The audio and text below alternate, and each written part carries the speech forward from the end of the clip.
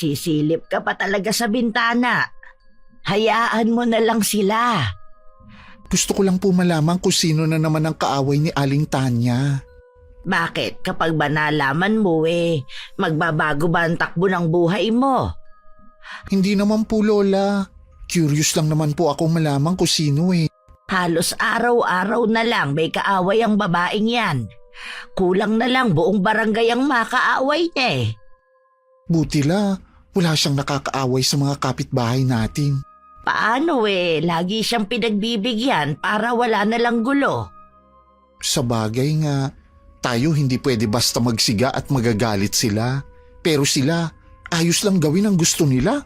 Alam naman ng Panginoon ang mga ginagawa nila sa kapwa nila. Hindi po yata uso sa kanilang karma eh. Bakit ba pinapanalanginan mo na makarma sila? Hayaan mo lang sila. Paano po kasi napapansin ko, ilang taon na rin silang namamayagpag. Kahit pala away si Aling Tanya at ang pamilya niya, inuulan pa rin sila ng biyaya. Huwag mong kainggitan ng biyaya ng ibang tao. Tandaan mo, hindi lahat ng biyaya galing sa may kapal. Saan po galing? Saan pa ba sa tingin mo? Huwag niyo pong sabihin na galing sa... OMG! Ingat ka apo sa lalabas sa bibig mo. Baka magkamali ka. Ititikom ko na nga lang po ang bibig ko. Dapat lang. Ang haba na po nang naging usapan natin eh. Hindi pa rin tapos ang bangayan sa labas. Oh, si Aling Susan pala ang kaaway ni Aling Tanya la. Di ba magkaibigan ang dalawang yon? Yun nga po eh. Hindi kaya masamang pangitain to la? Paanong masamang pangitain? Kung nakaaway na ni Aling Tanya ang best friend niya, hindi kaya ibig lang sabihin baka tayo na ang isunod. Ikaw talagang bata ka. Kung ano-anong sinasabi mo dyan. Imbis na ipagdasal mo na hindi tayo awayin ng kapitbahay natin gusto mo yata na mapaaway tayo. Sorry na la, joke lang naman. Ikaw talaga, puro kakalokohan. Doon ka na nga sa kusina, magsaing ka na lang, kaysa makinig ka sa away ng kapitbahay. Ang aga pa naman la, ano tayo, nasa probinsya pa ba? Ang kulit mo kasi Tapos na naman ang away dumating na kasi si konsehal. Asus, kunwari pa ang mga to. Kahit si Aling Tanya ang may kasalanan, doon pa rin sila kakampi. Iba na talaga kapag sanggang dikit. Hay nako, ikaw talaga. Ang dami mong napapansin. Wala po talagang makakaligtas sa matalas kong mga mata at pandinig. Naiiling na lang ako habang pinagmamasdan ko ang apo ko na nakasilip pa rin sa bintana. Itinuloy ko na lang ang paggaganchilyo ko. Maya-maya lang naman umalis na sa tapat ng bintana si Char at tagtungo na sa kusina. Kinabukasan maaga siyang umalis papuntang trabaho. Inaasikaso ko naman ang mga halaman ko sa maliit naming bakuran nang dumating si Tanya. Kayo po yata ang nagdidilig ngayon ng mga halaman. Wala ba ang apo ninyo? Maaga siyang pumasok sa trabaho. Ang ganda ng mga halaman ninyo. Halatang alaga talaga. Magaling talaga mag-alaga ang apo ko. Siya kasi ang nagtanim ng mga ito Para daw may mapaglibangan ako kapag ako lang daw mag-isa sa bahay.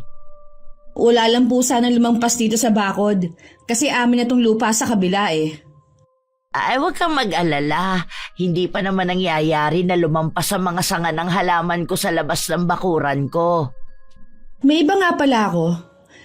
Hindi ba dumadalaw sa inyong nanay ni Char? Abala ang anak ko. Kaya bihira lang siyang dumalaw. Balita ko nga, may bagong pamilya na ulit siya. Saan mo naman balitaan ang bagay na yan? May nagsabi lang. Nakalimutan ko na po kung sino. Pribado kasi ang buhay namin. Ayoko na tinatanong ako tungkol sa pamilya ko. Ngayon ko lang po nalaman na maselan kayo. Hindi ito pagiging maselan. Ang gusto ko, maging pribado lang ang buhay namin. Ayoko lang kasi na nagiging tampulan kami ng tsismis. Sa totoo lang po, mahirap maging pribado ang buhay sa barangay natin. Halos lahat ng tao dito uhaw malaman ang buhay ng ibang tao. Mainit na sa balatang sikat ng araw. Papasok na ako sa loob ha. Saka na lang tayo mag-usap. Teka lang po Aling Clem. Aalukin ko sana kayo ni Char na sumali sa paluwagan Ako nga hawak at lingguhan ng sahod. Pasensya ka na iha. Hindi kami sumasali sa ganyan. Sapat lang kasi ang kinikita ng apo ko Ganon din ang pensyon na nakukuha ko. Ganun po ba? O sige ho. Kung sakali magbabago ang isip ninyo sabihan nyo lang ako ha. Magkapitbahay lang naman tayo Sige, itatanong ko rin sa apo ko ang tungkol dyan. Hindi ko maiwasang magtaka kung bakit ako inalok ng kapitbahay ko na sumali. Matagal na kasi silang may hawak ng paluwagan. Ni minsan hindi pa niya kami inalok. Pagdating ni Char, binanggit ko naman sa kanya naging pag-uusap namin ni Tanya. Os? Talaga, Lola? Inalok niya kayo? Ano kaya ang nakain ng kapitbahay natin na yun? Nagtataka nga rin ako. Baka kasi alukin ka rin. Sabihin mo, ayaw mo. Kahit hindi niyo sabihin yan, hindi talaga ako sasali, no?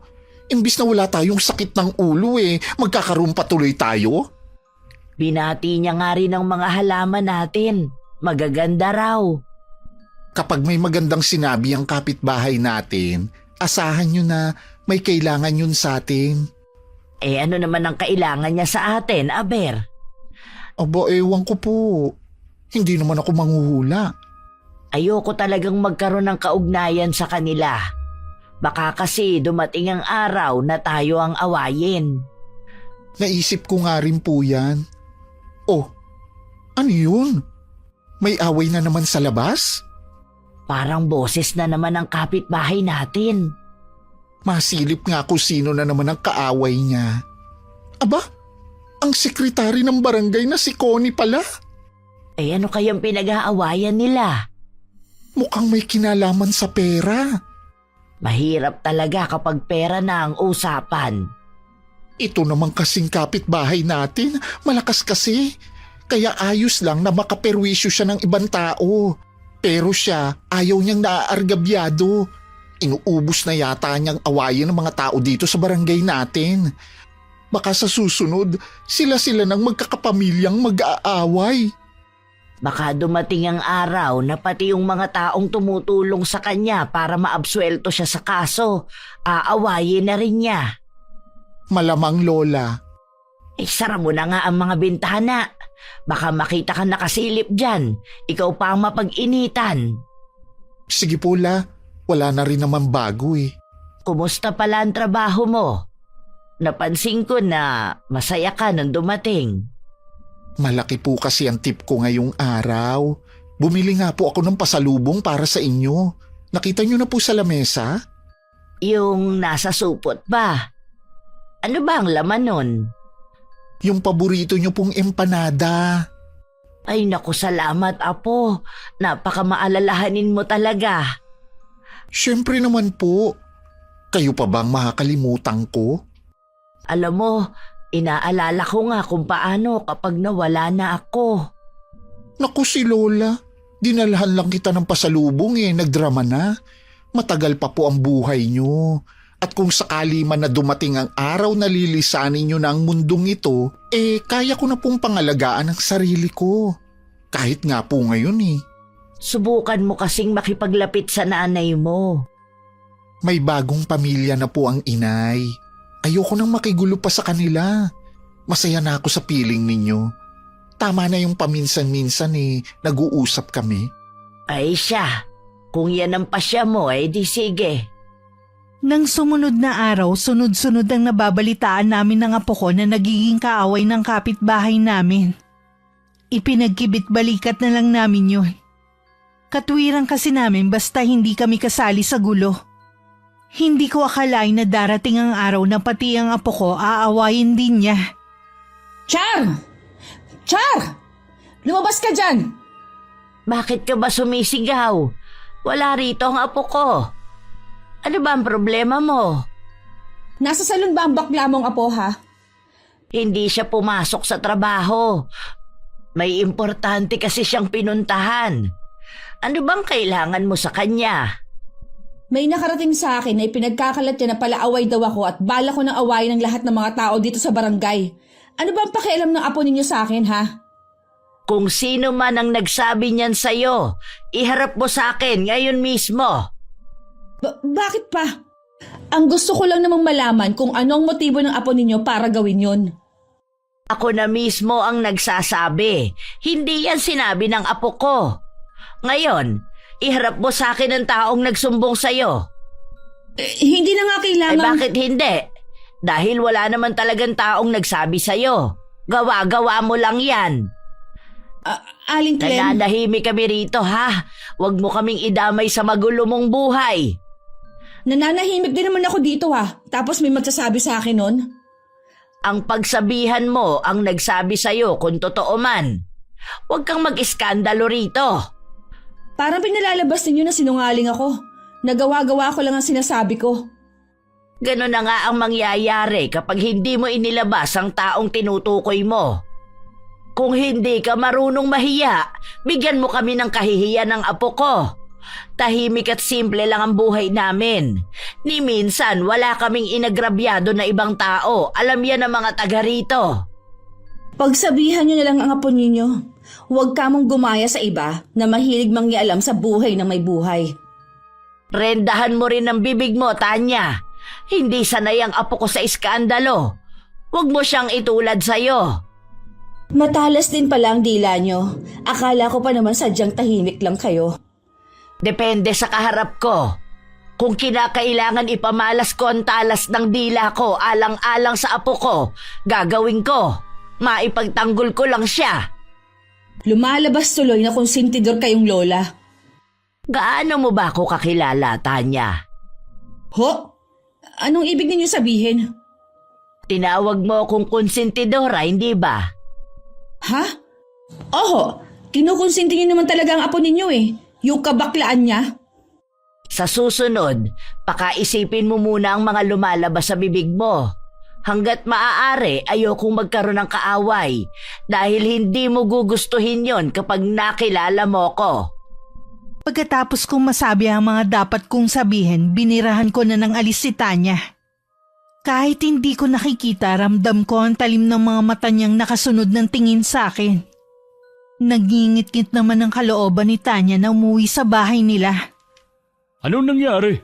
Nakausap mo ba ang apo ni Aling Clem? Hindi eh.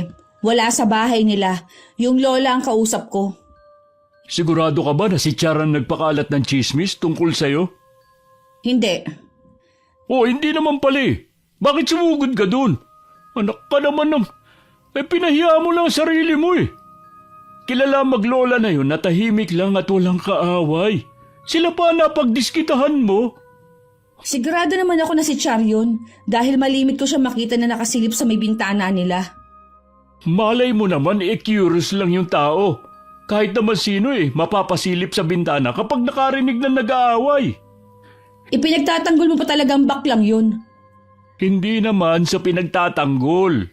Ayaw ko lang kasing uulitin mo yung pagsugod sa bahay nila. Mahirap yung mga away ka tapos wala naman palang ebidensya. Sa itsura pa lang ng Char na yon, alam ko nang hindi gagawa ng mabuti sa kapwa. Sa salon pa siya nagtatrabaho, malamang doon niya pinagkalat. Huwag mong husgahan ng tao batay sa itsura niya. Alam mo, minsan naiisip ko kung talagang asawa kita eh. Kahit kailan kasi, hindi mo malang ako kinampihan. Paano kita kakampihan? Mali ka naman. Lagi naman ako mali sa paningin mo eh. Tanya naman. Kayo na mga anak natin. Lagi na lang ninyo akong ihinakahiya. Paano kasi? Lagi ka na lang may kaaway. Lagi may sumusugod dito. Tapos kapag may kumalat na chismis tungkol sa'yo, ibang tao ang pagbibintangan mo. Makarinig ka lang ng hindi magandang sinabi ng ibang tao, aawayin mo na naman. Pwede mo naman daanin sa magandang usapan eh. Oh, nasa na yung mga sumusugod dito sa bahay? Di ba? Sila rin naman ang sumuko. Hindi nila ako kaya. Mag-iingat ka, Tanya. Baka mamaya makahanap ka ng katapat mo. Wala pang tatapat sa akin. Baka nga hindi pa ipinapanganak eh. Nakikiusap ako sa'yo, alang-alang sa mga anak natin. Tigilan mo na yan.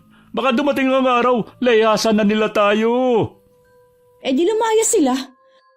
Bakit? Kaya na ba nilang tumayo sa sarili nilang mga paa? Hindi naman porket hindi pa nila kaya, hindi na nila tayo lalayasan. Paano kung magsipag-asawa ang mga yan ng maaga, ha? Sige nga. Hindi mangyayari ang iniisip mo. Ay, sana nga. Aalis ka? Saan naman napunta mo? Eh di mamamasada. Saan pa ba ako pupunta? Namasada ka na kagabi ah. Kararating mo nga lang eh. Oo nga, umuwi lang ako ngayon para kumain. Kailangan ko magdoble kayod. Malaking babayaran ng mga anak mo sa eskwelahan. Eh bakit hindi nila sinasabi sa akin? Eh paano? Abala ka sa pakikipag-aaway mo kung kani-kanino. Kita mo nga, lumalayo na ang loob sa iyo ng mga bata. Kung makapagsalita ka, akala mo naman eh araw-araw ako napapaaway. Ay, saka na lang tayo mag-usap. Kailangan maipila ko na yung jeep na maaga. Doon na lang ako iidlip. Nang dumating ang apo ko nung hapon, agad ko siyang kinumpronta tungkol sa ibinibintang ng kapitbahay namin. Alam ko namang hindi niya yung gagawin. Pero mabuti na rin yung malaman ko ang panig niya. Galing po dito ang babaeng yun? Sinabihan ko nga siya na huwag mag-eskandalo eh. Parang loka naman ang babaeng yun. Tingin po niya kaya walang nakakakilala sa kanya para ikalat ang mga baho niya. Sa tingin ko, naghahanap lang siya ng gulo. Baka ikaw lang ang gusto niyang pagdiskitahan. Iwasan mo na lang siya. Ay naku Lola, kilala niyo ko. Hindi po ako mahilig sa away. Abala po ako sa trabaho at sa personal kong buhay. Pinapaalalahanan lang naman kita. Alam ko naman po yun eh. Huwag na kayong mag-alala sa akin. Kaya ko naman po ang sarili ko. Tsaka pansin niyo po Lola, matapang lang siya kapag nasa bahay lang siya. Pero kapag nasa labas, parang maamong tupa yun. Akala mo hindi makabasag pinggan ng aura. Talaga ba, Apo? Hindi ko pa kasi siya nakakasalubong sa labas eh. Opo, tsaka bakit siya magmamalinis eh? Alam naman ng mga taga rito ang ugali niya. Meron pala akong ibibigay sa'yo, Apo. Heto, isuot mo. Pulseras? Para saan po to? Parang ngayon ko lang po nakita to. Nakatago lang kasi yan. Pero para talaga yan sa'yo. Lagi mo yang isuot ha. Kahit anong mangyari, huwag mong aalisin sa katawan mo yan. Ang cute naman ito, Lola. Salamat ha. Bagay ba sa akin? Oo naman. Ingatan mo yan. Siyempre naman po, bigay niyo to eh. Maiba ako. Kumusta ang lakad mo kanina? Ayos naman po. Tatawagan na lang daw ako para sa interview. Sana nga matanggap na ako. Ipagdasal mo na sana matanggap ka sa bago mong ina-applyan. Kung hindi pa, ibig sabihin lang nun eh hindi mo pa oras para umalis sa salon na pinapasukan mo. Masaya naman po ako sa salon na pinapasukan ko. Kaso kulang pa rin ang sahod ko. Eh lagi pa po ako nagpapadala kina inay. Nagpapadala ka sa nanay mo? Opo Lola, para daw pambaon ng mga kapatid ko na nag-aaral. Ay bakit hindi mo sinasabi sa akin? Akala ko pa naman solo mo lang ang sahod mo. Ayaw po kasing ipasabi ni nanay sa inyo. Ay dahil alam niyang pagsasabihan ko siya. Aba, ang ganda na kasi ng buhay niya nag-asawa pa siya. Wala po tayong magagawa, na-inlove ulit ang inay eh. Kaso mo nga, imbis na hindi na siya mag-aalaga ng mga bata, hayun, sunod-sunod pa ang anak. Yun na nga po eh. Sabi ko nga po, wag nang dadagdagan. Ayaw naman kasi niyang umuwi dito sa atin. Sana kahit papano natutulungan ko siya sa pag-aalaga sa mga anak niya. Yun po yatang lalaki ang ayaw umuwi dito. Baka nahihiya sa inyo. Kapag magpapadala ka ulit, Sabihan mo ako. Dadagdagan ko. Meron pa naman ako na itatabi dyan kahit papaano. Sige po, Lola. Tiyak matutuwa ang inay. Nang araw na yun, pumunta ako sa barangay hall para kunin ang para sa aming mga senior citizen. Meron kasing ibinibigay sa aming buwan-buwan na ayuda. May nasagap akong balita na nagkasakit daw ang sekretaryang si Connie. Kakaiba raw ang sakit na dumapo rito. Hindi raw mapagaling-galing ng doktor ayon sa mga naririnig kong usapan ng mga nandun. Nabalitaan ko nga rin po yun. Meron po kong sasabihin pero atin-atin lang po ha. Sabi baka daw po nakulam. Ha? Paano naman nila nasabi na kulam nga? Kasi daw po biglang lumaki ang tiyan. Hindi naman buntis. May mga pagkakataon pa nga daw po na akala mo sasabog na. Tapos naging magaspang din daw ang balat. Hindi po ba makinis yun? Sinadya daw talagang papangitin siya.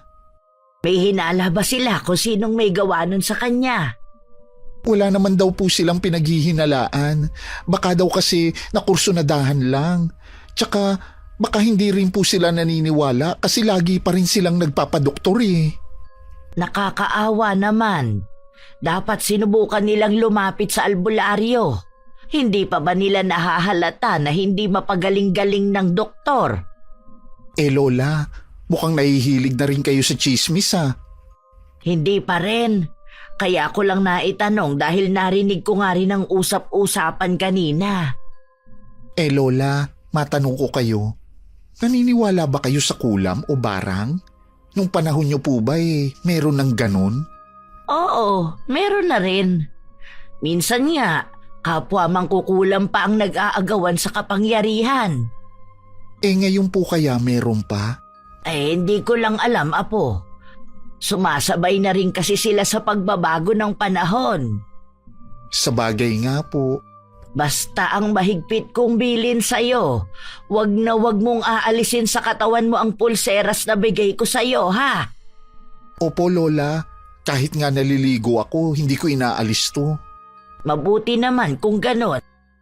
Nagtataka lang po ako. Para saan po ba ito? Pampaswerte at pantaboy sa mga elemento. Akala ko pangontra sa kulam. Maiwan muna kita at magpapahinga lang ako sa kwarto. Sige po, magluluto po ako ng merienda natin. Tatawagin ko na lang po kayo. Isang umaga nagpausok pala ang katabi kong bahay. Akala ni Tanya kami ang nagsunog ng basura. Nagulat na lang ako nang bigla siyang sumugod sa bahay. Nagkataon namang nandun pa si Char. Aling Clem! Char! Bakit ba ang aga-aga nambubulahaw ka na agad ng kapitbahay? Ano po ba ang problema niyo, Aling Tanya? Hoy, Char! Ang aga-aga nagpapausok kayo. May mga sinampay ako, oh. Hindi po kami nagsisiga. Hindi pa nga kami lumalabas ng bahay eh. Sana naman po, huwag kayong basta-basta magbibintang. Katulad ng ginagawa niyo sa akin. Ipinaaalala mo pa talaga. Pwede ba, Aling Tanya, sa iba na lang kayong maghanap sa kung sinong nagsisiga? Kung gusto nyo, tingnan nyo pa yung bakuran namin. Talagang titingnan ko. Ibang klase rin talagang taong to. Sinabi na nga sa kanyang hindi tayo eh. Hayaan mo na, Apo, para tumigil na siya. O ano, may nakita ka bang siga? Wala. Pero sigurado akong dito galing yun eh. Nakakaabala na po kayo sa amin. Sa susunod wag po kayong basta-basta lang susugod dito. Pasensya na sa abala. Babalik na ako sa bahay. May naiwan kasi ako nakasalang eh. Humingi ng pasensya, parang labas naman sa ilong. Hayaan mo na siya. Tayo na sa loob. Nakakainis na kasi sila eh. Lahat yata ng sama ng ugali nasa kapitbahay natin. Tayo na lang ang magpasensya para walang gulo. Sino kaya ang nagsiga ng napakaaga? Itong kapitbahay natin. Minsan kasi gumagamit sila ng kahoy para makapagluto. Alam naman nila na sobrang sela ng kapitbahay natin eh. Tapos magkakahoy pa sila. Hindi mo naman sila masisisi rin. Kita mo nga na napakaraming anak. Baka naman nagtitipid din. Nakikita ko naman po yun na medyo hirap sila sa buhay. Ang mabuti pa, maligo ka na at papasok ka pa yata sa trabaho. Ay, oo nga po pala. Muntik ko na makalimutan. Si Aling Tanya kasi. Bilisan mo na ang pagkilos mo. Huwag ka nang manisi pa ng ibang tao. Kakaalis lang nun ng apo ko nang marinig kong inaaway ni Tanya ang katabi kong bahay. Nung una hinahayaan ko lang. Pero nang marinig kong nag-iiyakan na ang mga bata, hindi ako nakatiis at lumabas ako ng bahay. Tanya, humingi na sa'yo ng dispensa yung tao. Nagpaliwanag na rin siya. Hindi ka ba naaawa sa mga bata? Huwag ho kayong makialam dito, Aling Clem. Kami ang nag-uusap. Hindi mo naman kinakausap ang pobre eh. Pinagsasalitaan mo siya ng hindi kaaya-ayang salita. Bakit ba kayo nakikialam? Di ba mga pribadong tao kayo ng apo ninyo? Magkulong na lang kayo sa bahay nyo. Hindi ko kasi matiis yung ginagawa mo. Dahil ba sa hindi sila lumalaban? Baka po nakakalimutan ninyo kung sino ang pamilya ko dito. Alam ko naman, dating tinitingala kayo rito, pero noon pa yon. Ngayon, iyang lupa na lang na kinatitirikan ng bahay nyo ang meron kayo. Kahit hindi na katulad dati ng pamumuhay namin, maimpluwensya pa rin kami dito. Ay, ako na ang nakikiusap. Lubayan mo na ang mag-iina. Wala naman silang laban sa'yo eh. Hoy! Huwag kayong pumasok sa loob ng bahay! Hindi pa ako tapos sa inyo! Tayo ang magtuos, Tanya. Hayaan mo na lang sila. Ano naman ang laban ng isang matandang katulad mo sa akin, ha? Ha? Bastos ka talaga. Alam mo wala akong laban sa'yo dahil mahina at matanda na ako. Pero oras na gawin mo ulit yan. Marami ang titistigo sa gagawin mo.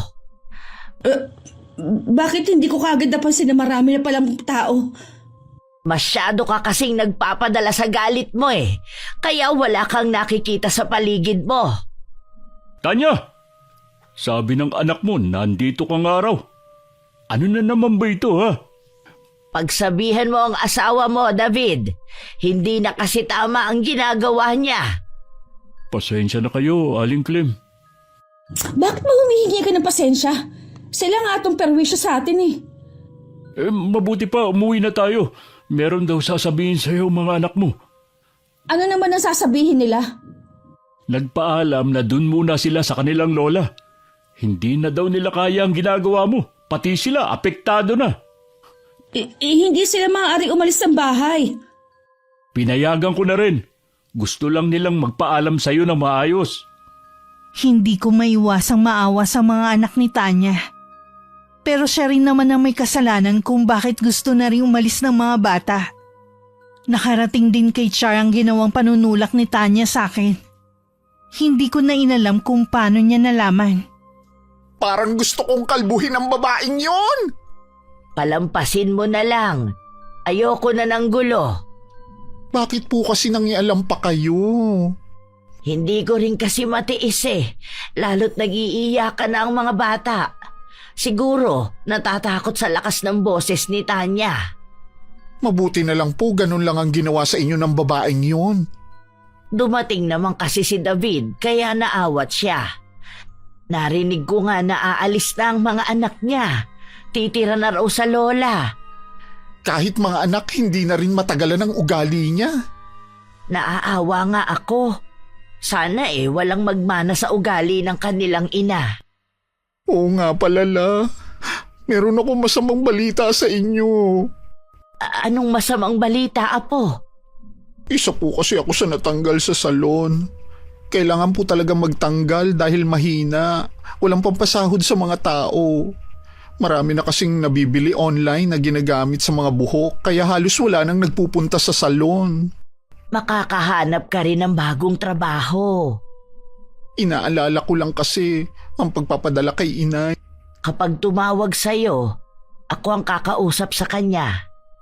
Sige po, bukas na bukas din magbabaka sakali akong maghanap ng trabaho habang hindi pa ako tinatawagan ng mga inaplayan ko. Habang wala ka pang nahahanap, Ako na munang bahala sa mga gastusin dito sa bahay. Ano na naman ang ingay na yun? Huwag mo na lang pansinin. Parang ako na lang ang sumusuko sa bunganga ng babaeng yun. Parang ginawa na lang libangan ng pakikipag-away. Malakas talaga ang loob ng kapitbahay natin dahil may kapit siya. Kailan kaya magbabago ang nanunungkulan dito?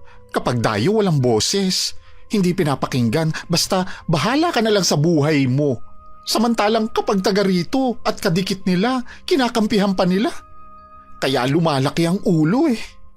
Hindi sa lahat ng oras sa kanila papanig ang swerte. Ibig niyo pong sabihin, may karma din sila? Ganon na nga.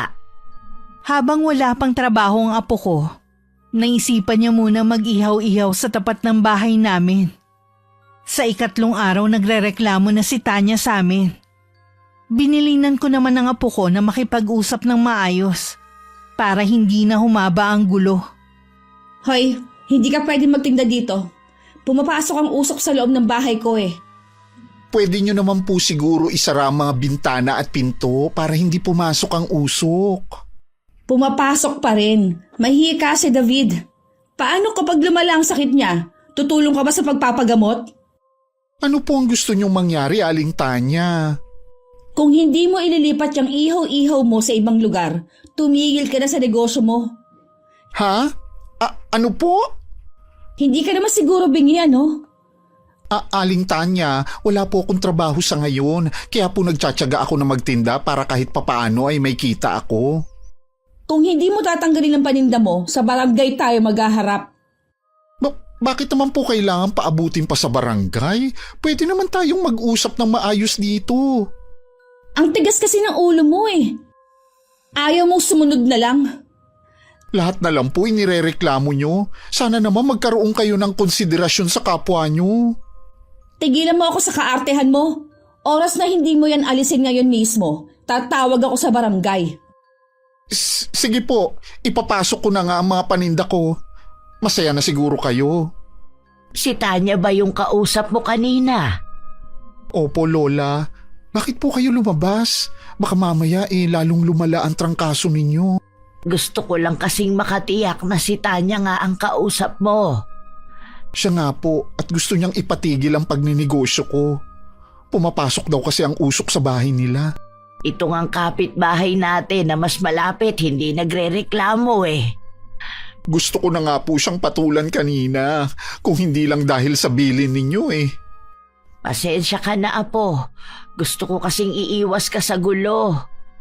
Kahit naman po umiiwas, siya talaga ang lalapit. Kita niyo naman, nananahimik ako dito at naghahanap buhay. Gusto niya tumigil ako? Tama po ba yun? Sundin mo na lang, Apo. Pero huling beses na itong pagbibigyan natin siya. Sige po, Lola. Ililigpit ko na to. Buti na lang, konti lang ang natira. Kung hindi, sayang. Nang mga sumunod na araw, hindi naman kami ginugulo ng kapitbahay namin. Nababalitaan pa rin naman namin na lagi siyang may kaaway. Mabuti na lang sinusunod ako ng apo ko na wag nang patulan ng pagpaparinig ni Tanya. Anong ginagawa mo, Apo? Inaayos ko po tong mga gamit sa pagmamanicure. Baka po meron pong magpalinis sa akin. Mabuti na yung nakaredy na. Napakamadiskarte mo talaga sa buhay. Hindi na ako mag-aalala kung sakaling maiwan kang mag-isa.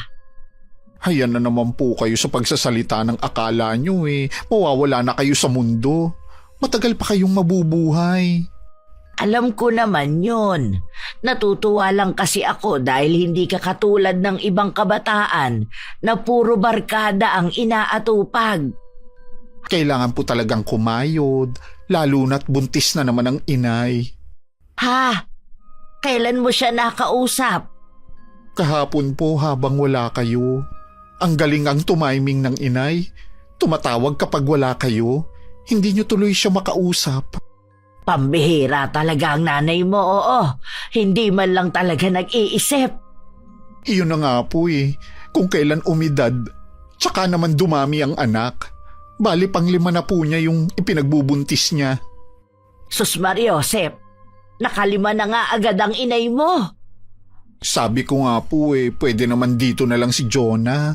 Kahit ako na lang ang magpaaral. Pag-iisipan pa daw. Baka daw kasi hindi na ako magpadala sa kanila kung nandito na ang isang kapatid ko. Ano bang merong pag-iisip yung nanay mo? Yun pa talaga ang inaalala niya. Lagi ko talaga ipinagdarasal na sana tumawag na sa akin yung isa sa mga inaplayan ko. Mangyayari din yan sa tamang panahon. Huwag kang maiinip at magsasawang manalangin. Opo, Lola. Isa nga sa ipinagpapasalamat ko yung iniwan ako sa inyo ng inay. Ako din naman, Apo. Ikaw ang nagbigay ng saya sa buhay ko. Naku, tama na nga Tula. Baka mamaya mag-iyakan pa tayo. Lalabas ka ba ngayon? Kapag meron pong nag-chat sa akin na magpapalinis. O ito, meron na ngang nag-chat. 2 pa sila. Sige Lola, aalis po muna ako ha. O sige, mag-iingat ka ha. Huwag mong kakalimutan na magdala ng payong. Naku, napakatindi ng init ngayon. Hinatid ko pa sa may labas ang apo ko. Hindi ako umaalis sa kinatatayuan ko hanggat natatanaw ko siya. Akma na sana akong papasok ng bahay nang tawagin ako ng kapitbahay namin. Ngiting-ngiti siyang lumapit sa akin habang seryoso lang ako. Oh, saan po pupunta ang apo ninyo? May nag-chat kasi sa kanya na may magpapalinis ng kuko. Kaya pupuntahan niya muna. Marunong po pala siya. Sa susunod sa kanya na lang ako magpapalinis para hindi na ako pupunta sa bayan. Sasabihin ko sa kanya kapag nakauwi na siya ng bahay. Sandali lang ho, Aling Clem. Huwag po muna kayo umalis. Magkwentuhan muna tayo. Meron ka pa bang sasabihin? Meron po. Papakiusap ko sana na kung maaari yung puno ng malunggay ninyo sa likod ng bahay pakiputol nyo na lang. Yung dahon kasi napunta sa amin. O sige, mamayang hapon ko na lang yan aasikasuhin. Baka ipautos ko na lang ang pagputol. Aling Clem. Anya, nandito ka lang pala. Magandang araw po, Aling Clem. Anong ginagawa mo dito? Sinundan kita. Maiwan ko na kayong dalawa. May gagawin pa kasi ako sa loob ng bahay. Sige po, Aling Clem. Bakit mo ako sinundan dito, ha? Baka kasi guluhin mo na naman ang maglola Kinausap ko lang naman kung pwedeng putulin ang puno nila ng malunggay sa likod. Nakakapagod ng lagi nagwawalis Pati ba naman yung nananahimik na puno ng malunggay inirereklamo mo? Lahat na lang. Yung mga manok ng kapitbahay, aso at pusa nila, usok. Sa susunod, ano na naman kaya irereklamo mo? Gusto mo lagi kang may kaaway Kita mo nga, iniiwasan na tayo ng mga tao. Bakit ba nakikialam ka sa akin, ha? Alam mo kapag hindi ka magbago, pati ako lalayasan na kita.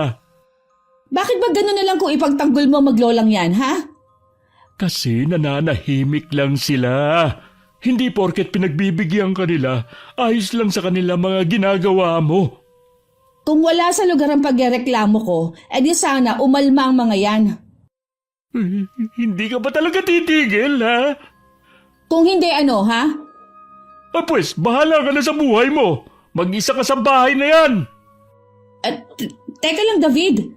Seryoso ka ba? Oo, nakakapagod ka ng intindihin. David naman, mag-usap muna tayo. Bitiwan mo ang braso ko. Hindi mo na ako mapipigilan pa. Tutal naman, hindi ka nakikinig sa amin ng mga anak mo. Huwag mo naman akong iwan mag-isa dito sa bahay. Pare-pareho na lang talaga kayo ng mga anak natin. Hindi ako maintindihan. Ikaw ang nanay tapos gusto mo ikaw intindihin namin lagi. Gusto mo kasi suportahan namin yung ugali mo Uwi lang ako rito kapag nagbago ka na. Imbis na magbago si Tanya gaya ng gustong mangyari ng asawa, lalo pang lumala ang ugali niya. Natuto na rin siya magbisyo dahil walang pumipigil sa kanya. Isang araw nagulat na lang kami ng apo ko nang marinig namin ng malakas niyang sigaw. Nagkatinginan na lang kami ng apo ko bago lumabas para harapin na nagwawalang babae. Malandi kang bakla ka! Salot! Kaya pala inaahas mo ang asawa ko! Teka, Aling Tanya. Hindi ko po alam ang sinasabi mo. Pwede niyo po bang ipaliwanag? Huwag kang magsinungaling pa! Merong nakakita sa inyo ni David! Huminahon ka, Tanya. Ano ba kasing ikinagagalit mo sa apo ko? Yang apo mo, ha? Nilalandi si David. Akala yata may mahihita siya. Hoy! Hindi ka papatulan ng asawa ko. Mahiya ka naman sa balat mo. Naku po, hindi ko po yan naiisip gawin. Malaki po ang respeto ko kay Mang David. Para ko na po siyang ama. Sinungaling! Bakit mo siya nilalandi kung ganon, ha? Kilala ko ang mga katulad mo. Mas keri pa sa tunay na babae. Huwag mong mainsu-insulto ang apo ko sa mismong bakuran namin, Tanya. Kung sa tingin mo ay may maling ginawa ang apo ko, ako mismo ang kakastigo sa kanya. Dapat lang. Hindi yung kinukonsinti ninyong kabaklaan niya. Lola, wala po akong ginagawang masama. Hindi ko alam kung ano bang sinasabi ng babaeng to.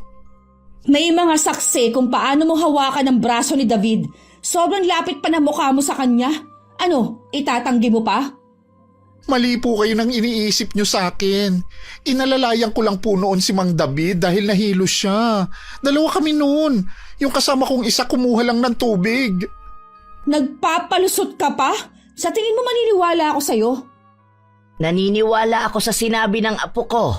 Mas kilala ko siya kaysa sa'yo. Kung sino man ang nagsumbong sa'yo, huwag ka mong gumawa ng gulo. Hindi ako papayag na hindi makaganti sa apo mo. Napahiya ako ng dahil sa kanya. Huwag po kasi kayong maniwala sa mga sumbong sa inyo. Alam kasi nila na mapagpatol din kayo sa issue. Tumigil ka! Kahit kailan talaga, mga salot at perwisyo kayo! Kailan naging perwisyo ang apo ko? Bukod tanging ikaw lang ang nagsabi niyan. Huwag mo rin siyang tatawaging salot dahil ang salot dito ay walang iba kundi ikaw. Mga walang hiya talaga kayo maglola! Magbabayad kayo sa ginawa niyong to! Lalo ka na, Char! Lahat na kumalaban sa akin nagsisisi! Tandaan mo yan! Subukan mo lang kantiin kahit dulo ng daliri ng apo ko. Hindi mo magugustuhan ang gagawin ko sa'yo. Lahat kayang gawin ng lolang nagmamahal sa kanyang apo. Mabuti pa Lola, pumasok na tayo sa loob ng bahay. Aling Tanya, nakikiusap po ako sa inyo. Alamin niyo muna ang totoo bago kayo mambintang at sumugod dito sa bahay. Kausapin niyo po si Mang David para maliwanagan kayo. Napapansin ko madalas nakatingin sa bahay namin si Tanya. Punong-puno ng pagbabanta ang mga mata niya.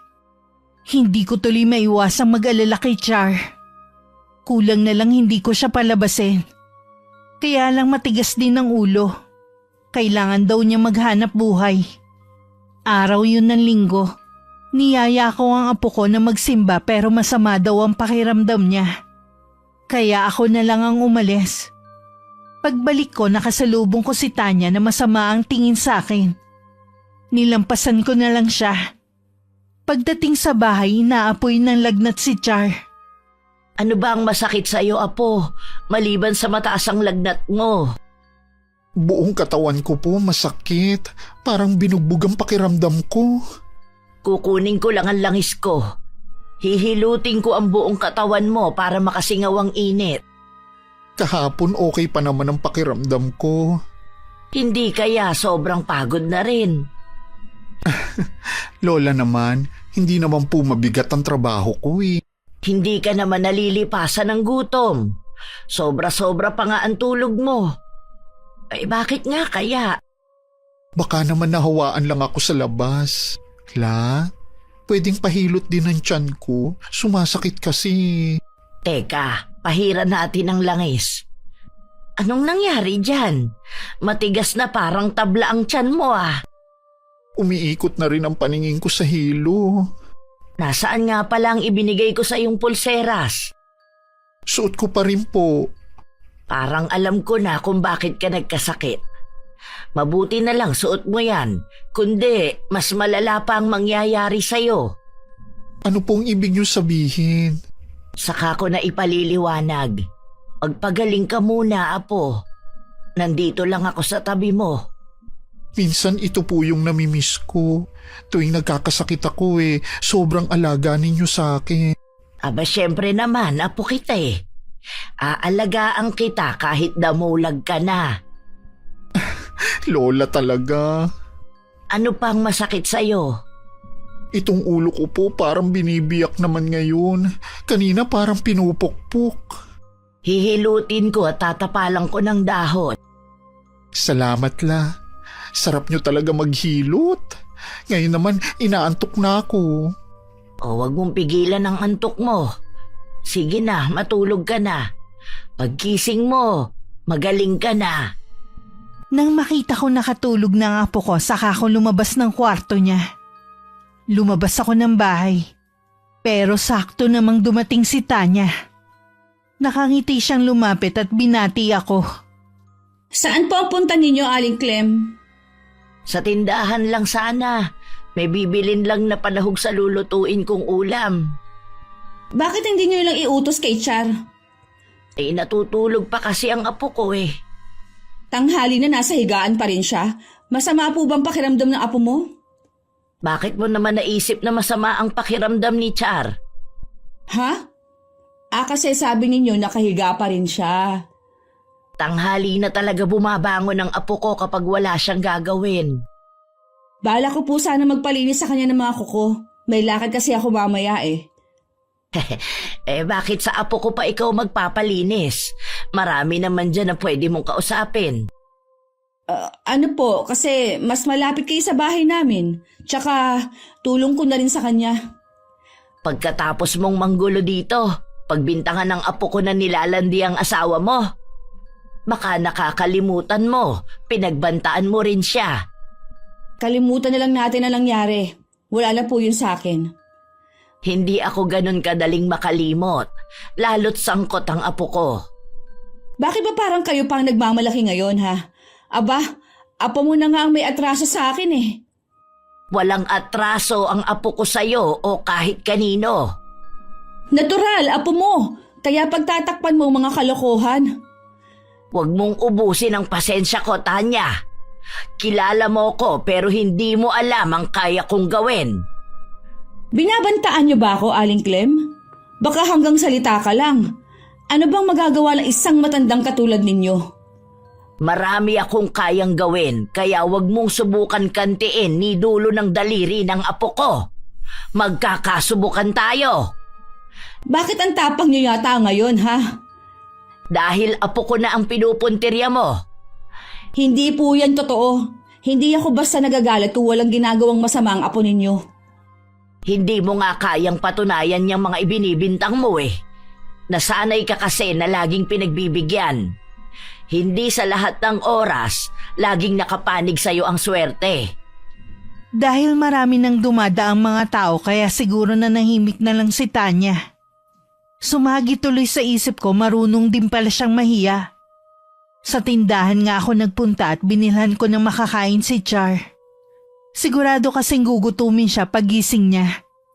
Nung hapon, gaya ng inaasahan, agad na naghanap ng pagkain si Char. O dahan-dahan sa pagsubo, baka naman mabilaukan ka. Wala ka naman kaagaw sa pagkain eh. Pakiwari ko bala, ilang araw na akong walang kinain. Tingnan niyo yung kamay ko, hindi pa rin tumitigil sa panginginig.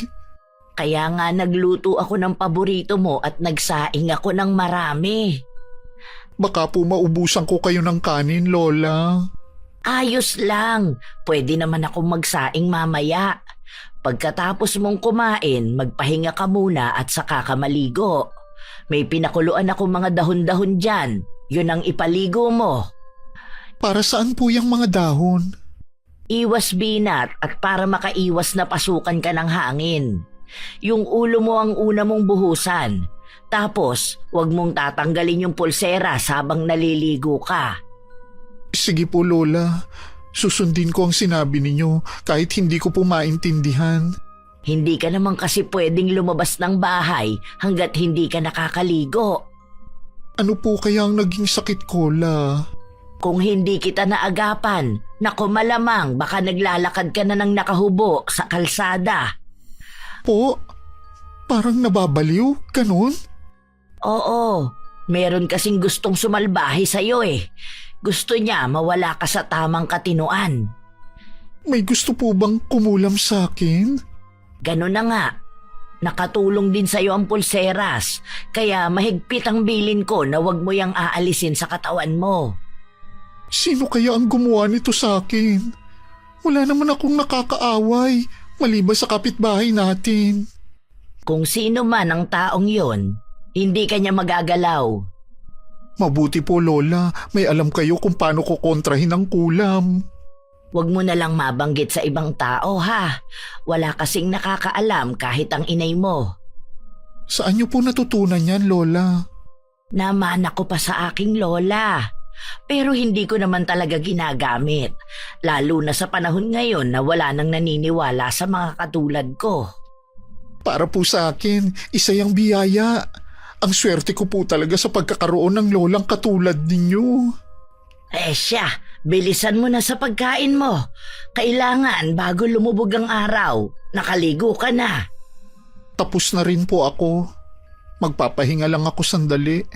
Ang bigat naman ngayon ng tiyang ko sa kabusugan. Ilang araw ding hindi lumabas ng bahay ang apo ko. Kung wala pang ang tumawag sa kanya para magpalinis, hindi pa siya aalis. 3 katao daw ang magpapalinis sa kanya, kaya natuwa naman siya.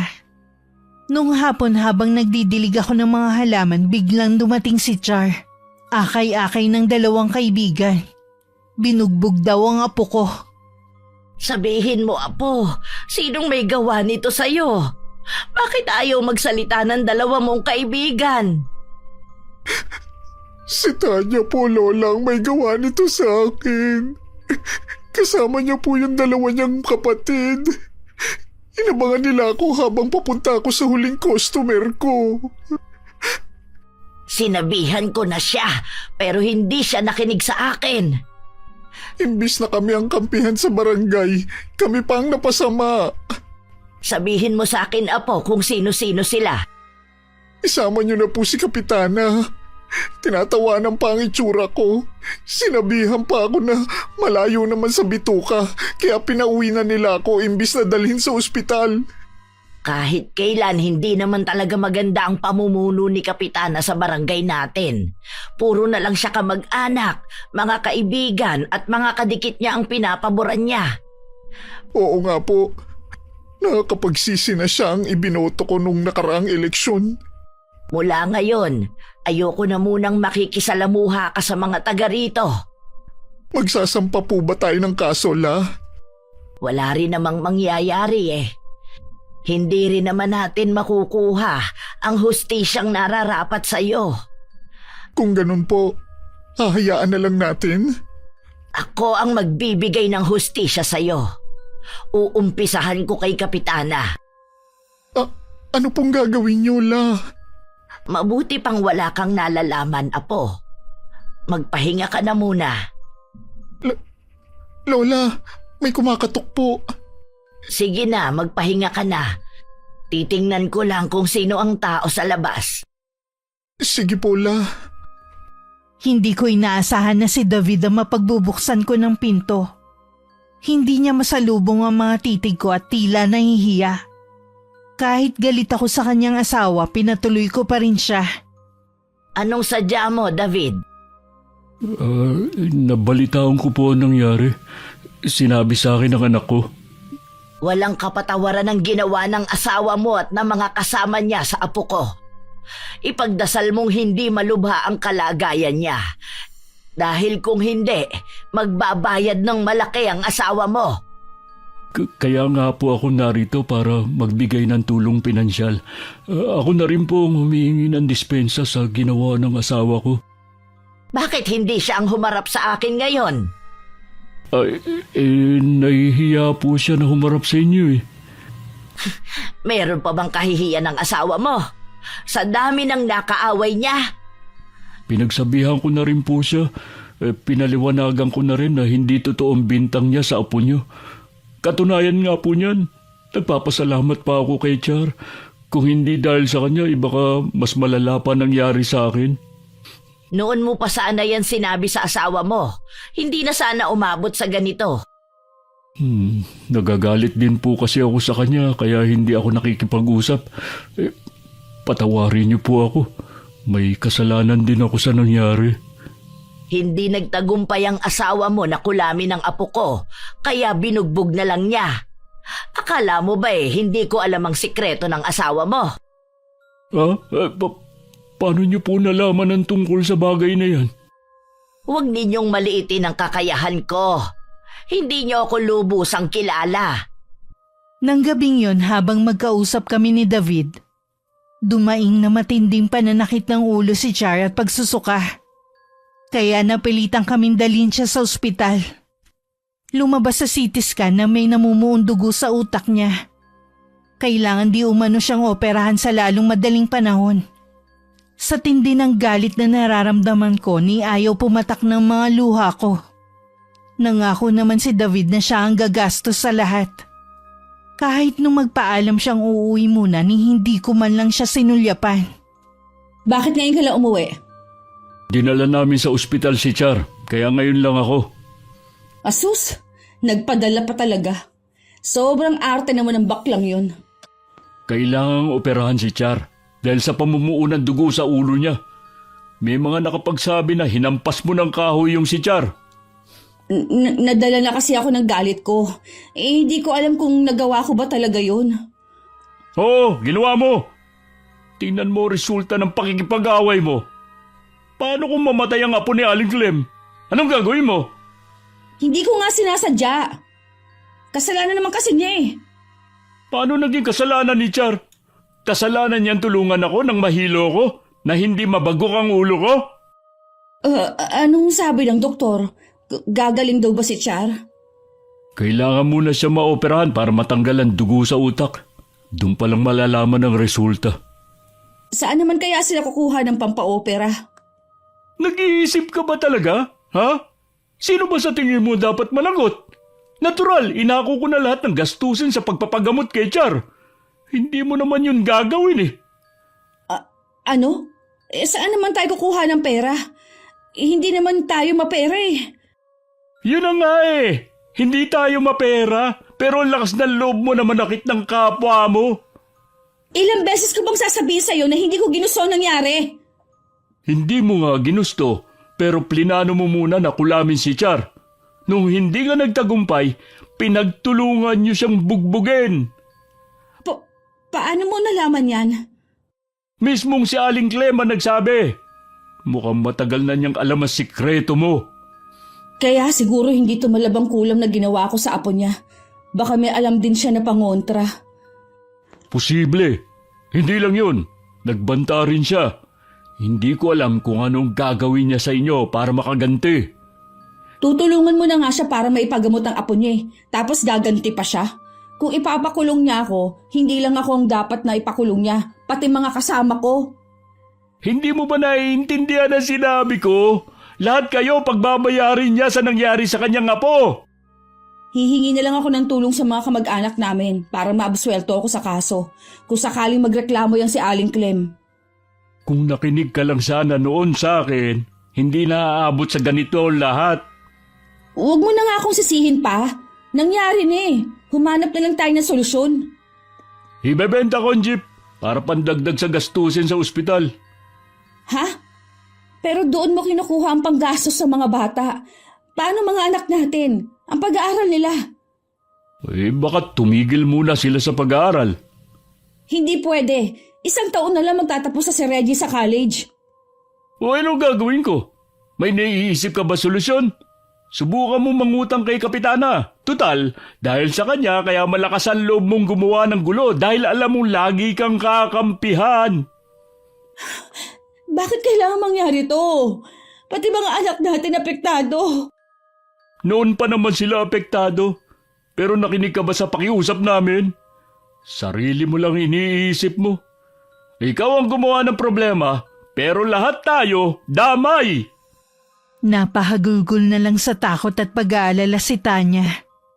Ni sa panaginip kasi, hindi niya akalaing hahantong sa ganun ang ginawa niya. Kinabukasan dumalaw muli sa ospital si David dala ang malaking halaga. Naoperahan na rin si Char. At tagumpay naman na naalis ang namumuong dugo sa utak niya. Kumusta na po si Char? Hindi pa siya gumigising. Hindi pa rin siya pwedeng lapitan. Ay, hindi ko man lang mahawakan ng kamay niya para maramdaman niya na nandito lang ako sa tabi niya. Naiintindihan ko po kayo. Kailanman ay hindi mo ako maiintindihan dahil hindi ka pa nalagay sa ganitong sitwasyon. Kaya nga po ako narito para damayan kayo. Alam ko po na wala dito ang kaisa-isa niyong anak. Hindi ko kailangan ng simpatsya galing sa'yo. Hindi mo mapapawi ang nararamdaman ko dahil sa ginawa ng asawa mo. Kung magsasampa po kayo ng reklamo, hindi ko naman kayo pipigilan. Wala akong planong magsampa ng kaso. Salamat po. Hintayin nyo na lang ang matinding balik ng ginawa ng asawa mo. Kung plano niyo po na ikalat ang nalalaman niyo sa asawa ko, wala naman pong maniniwala sa inyo. Baka mapagkamalan pa kayong baliw. Nagpapasalamat ako sa pinansyal na tulong na ibinigay mo. Pero hindi sapat yon para kalimutan ang lahat. Nararamdaman ko po na may iba kayong plano. Kung ano man po yun, isipin niyo rin si Char. Hindi niya rin gugustuhin na maging masama kayo. Kahit anong sabihin ni David, sarado na ang isipan ko para makinig. Buo na ang desisyon ko. Oras na gumaling si Char, tsaka ako naman sisimulan ang plano ko. Samantala, hindi naman mapakali si Tanya. Naroon pa rin ang takot sa dibdib niya na baka bigla na lang may dumating na pulis at damputin siya. Alisin mo na yung takot mo na baka makulong ka. Wala siyang balak talagang magsampa ng kaso. Baka naman balak niyang ipagkalat ang nalalaman niya tungkol sa akin. Hindi niya yung gagawin. Walang maniniwala sa kanya. Humingi ba ulit siya ng pera? Hindi siya humingi. Ako na nagkusa na bayaran ang gastusin nila sa ospital. Dahil sa kanila, nawala ang lahat sa atin. Hindi rin makakapag-aral ang anak natin. Ay sana naman, maging aral na to sa'yo. Hindi lahat pwedeng daanin sa away, sa init ng ulo. Oo na, paulit-ulit ka na lang eh. Bakit ba parang ikaw pa ang galit? Ako na nga lumutas sa problema mo eh. Sana umalis na yan maglola na yan dito. Magpakalayo-layo na lang sila habang nakikita ko sila. Lagi ko lang maaalala ang ginawa nila eh.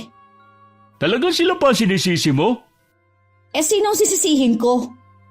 Wala ka na talagang pag-aasa. Imbis na magbago ka at magsisi ka na sana. Puro galit pa rin ang nasa puso mo. Ano pa bang gusto mo ha? Napagamot na naman natin ang apo niya. Sobra-sobra pa nga naging kabayaran eh. Ang gusto ko sana maging mabuti ka ng tao. Lumapit ka pa rin sa maglola at humingi ka ng kapatawaran. Nako, hindi na. Sobra naman yata yun. Sino ba sila? Bahala ka na nga. Hindi lang ulo mo matigas pati ang puso mo. Saan ka na naman pupunta? Ngayong wala na tayong sariling jeep, makikipasada na lang ako sa kumpare ko. Marami tayong dapat bayaran. Dapat nga maghanap ka na rin ng trabaho Ano naman kaya mapapasukan ko? Wala naman akong alam na trabaho. Kahit ano, basta marangal at pwede makatulong sa mga anak mo. Wala namang amor sa akin ng mga anak natin. Bakit pa ako magtatrabaho para sa kanila? Alam mo kung bakit lumayo ang loob nila sa'yo. Kasalanan mo rin. Ako na lang ang lagi mong sinisisi. Sino ba dapat? Ito na lang ang huling beses na tutulungan kita, ha? Tanda mo, wala ka nang maaasahan sa akin. May 1 buwan na rin mula nang maoperahan ang apo ko. Kasalukuyan lang siya nasa bahay at nagpapagaling pa rin. Marami pa rin ang bawal niyang gawin. Alam kong naiinip na siya pero kailangan sundin ang utos ng doktor. Kahit po ba sa labas ng bahay, bawal pa din? Hindi ka pa nga pwedeng maglakad-lakad. Baka makasama yun sa'yo. Gusto ko na rin kasing makita si Aling Tanya.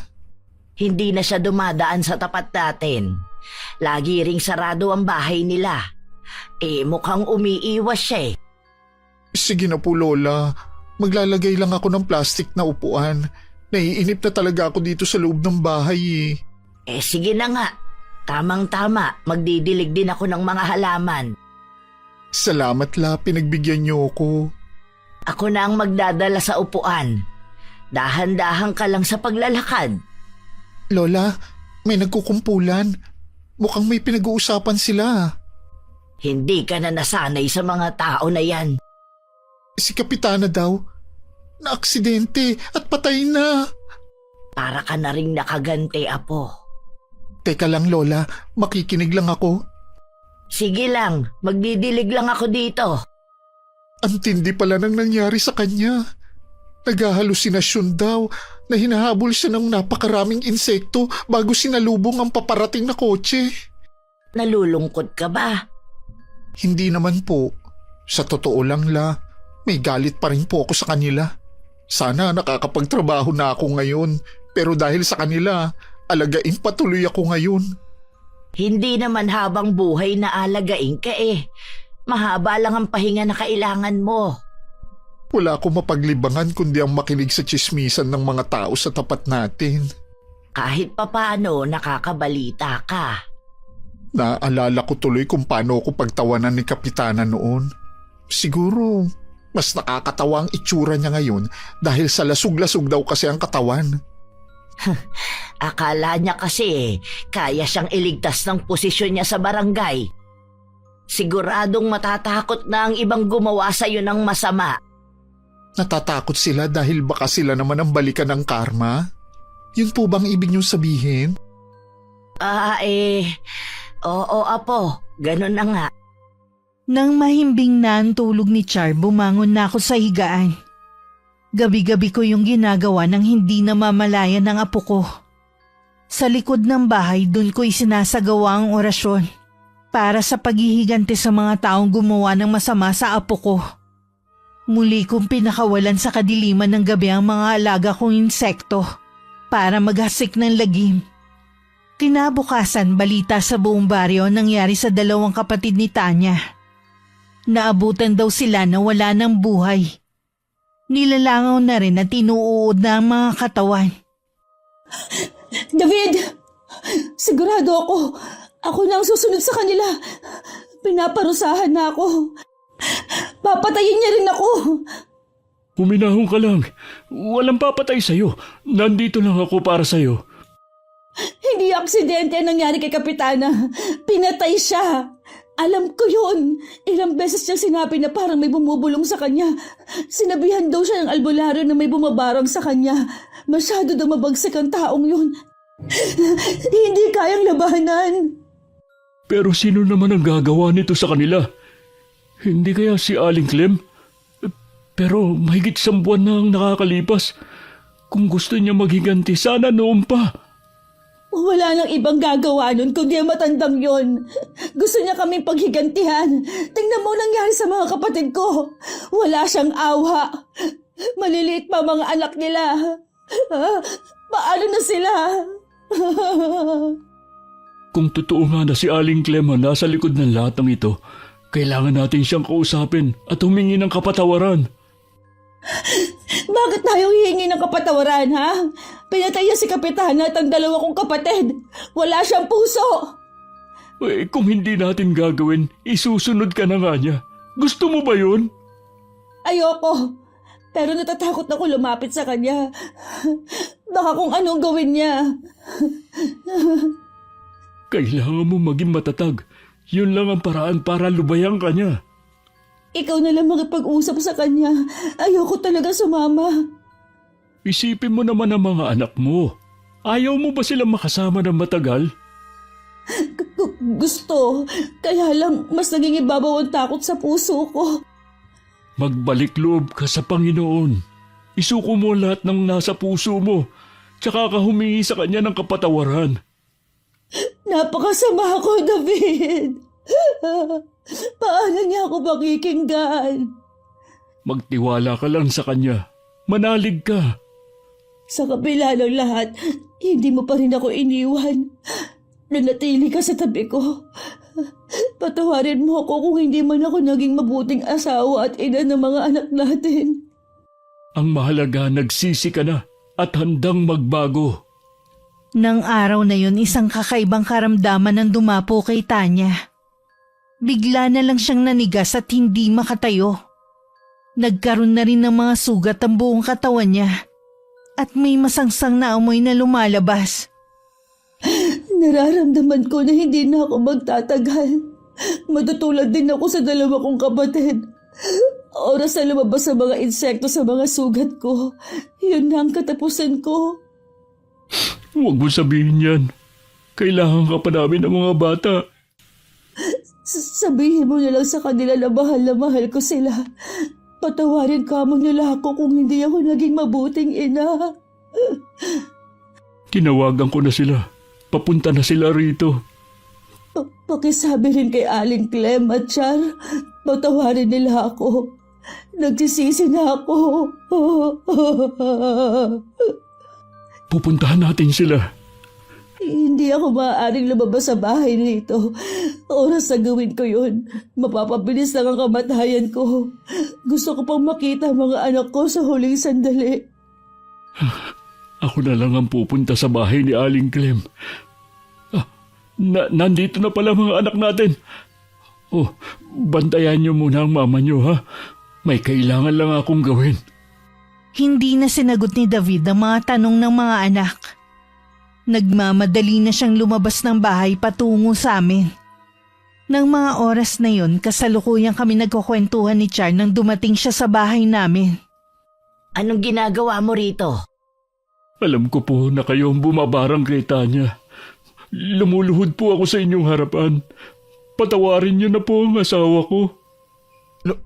Lola, totoo po ba na may alam kayo sa pangbabarang? Oo, Apo. Gusto kitang ipaghiganti sa mga taong gumawa sa iyo ng masama. Pero lagi niyo pong sinasabi sa akin na masama ang gumanti. Bakit kayo po mismo ang bumabali sa mga pangaral niyo sa akin? Kasi Apo, sumobra na sila sa ginawa nila sa iyo Munti ka nang mawala sa akin. Gusto kong ibalik sa kanila ang galit ko.